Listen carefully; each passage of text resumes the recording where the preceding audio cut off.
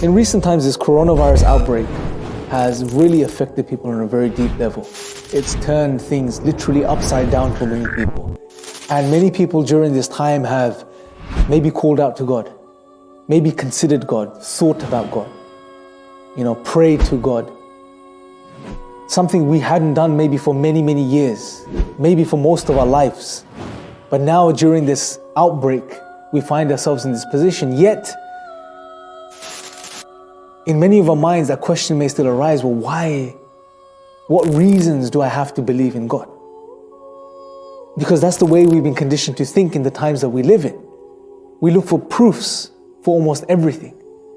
Now, what's very interesting is that if we think about this virus, the coronavirus, we all believe it exists. We all believe it's there. But if I was to ask the question, how many of us have actually seen the virus firsthand for ourselves? And I would argue most of the population, maybe 99.9% of the people in this world have not seen it for themselves.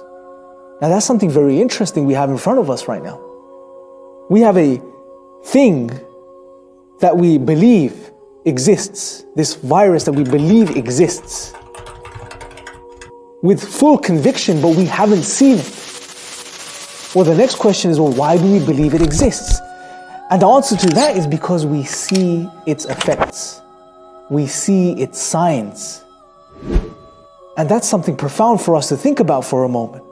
We don't see the virus, but we believe it exists because of its effects and its signs. A cough, a high fever. In many countries, there's no more testing that's going on right now. We're going by the signs, the symptoms of this virus. Now, what's very interesting is in the very same way, and we should think of it in the same way, that we don't see God because we can't see God in this world. God is not a part of this material, physical existence.